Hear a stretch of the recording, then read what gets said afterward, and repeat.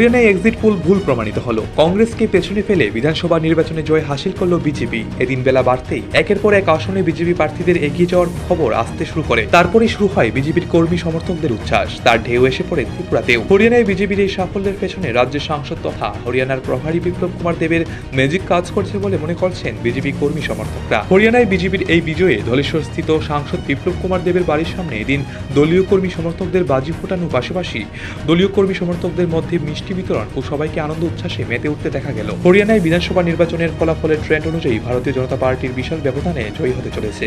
তাই হরিয়ানায় নির্বাচনের প্রভারী সাংসদ বিপ্লব কুমার দেবের ধলেশ্বর স্থিত নিবাসের সামনে কার্যকর্তারা জয়ের আনন্দে মেতে উঠলেন মঙ্গলবার। এদিন তারা সাংসদ বিপ্লব কুমার দেবকে শুভেচ্ছা জানিয়েছিলেন। ত্রিপুরার ভারতীয় জনতা পার্টির কার্যকর্তাদের দাবি, ত্রিপুরায় কমিউনিস্টদের অপশাসন থেকে রাজ্যবাসীকে মুক্তি দিয়েছিলেন সাংসদ বিপ্লব কুমার দেব।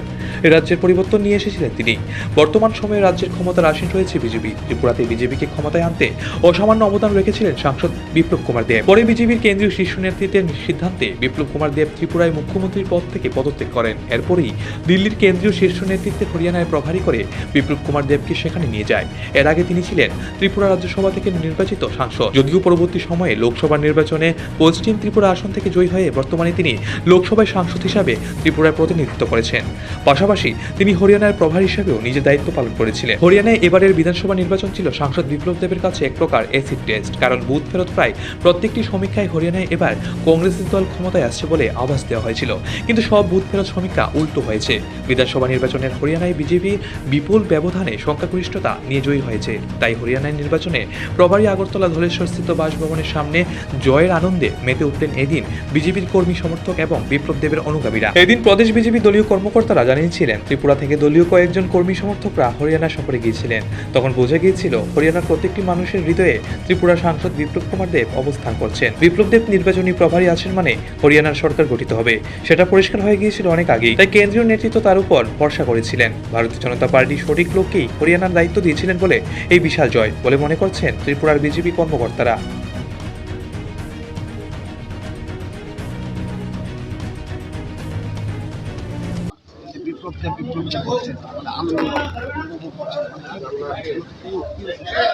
প্রথমে আমি সমগ্র রাজ্যবাসীকে শারদীয়ার অগ্রিম শুভেচ্ছা, শুভ সপ্তমীর অগ্রিম শুভেচ্ছা জানাচ্ছি।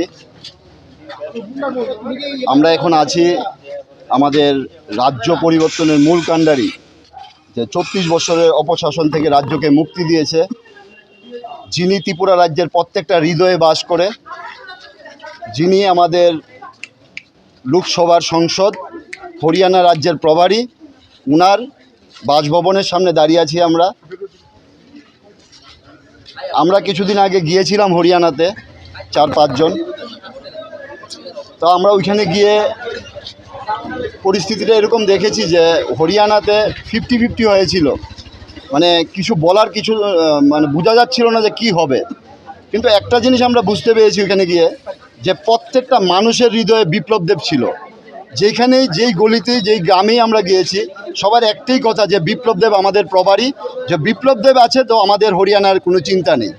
তো আমাদের দৃঢ় বিশ্বাস ছিল যে মিডিয়া আমরা দেখেছি সবসময় দেখিয়েছে যে কংগ্রেস সিট অনেকটা বাড়িয়ে দেখেছে যে বিজেপি গভর্নমেন্টে আসবে না, কিন্তু তারপরও আমাদের বিশ্বাস ছিল যে বিপ্লব দেব প্রভারী আছে মানে হরিয়ানাতে পরিবর্তন হবে, এটা আমাদের বিশ্বাস। কারণ এই বিশ্বাস 18 নির্বাচনের আগে থেকে আমাদের মধ্যে প্রায়ই বিরাজমান।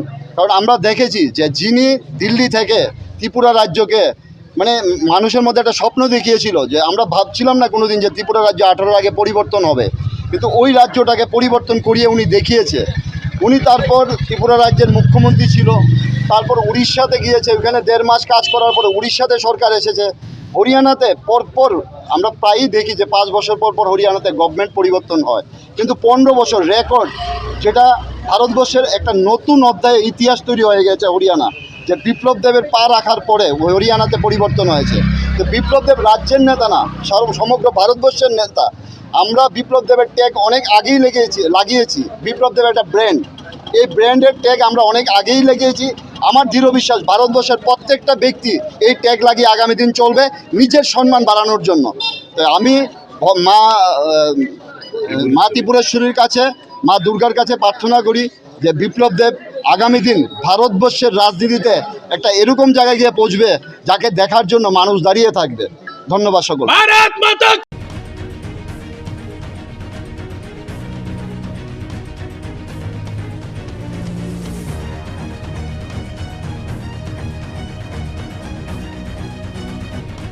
নিজস্ব প্রতিনিধি রিপোর্ট, এশিয়ান টাইমস।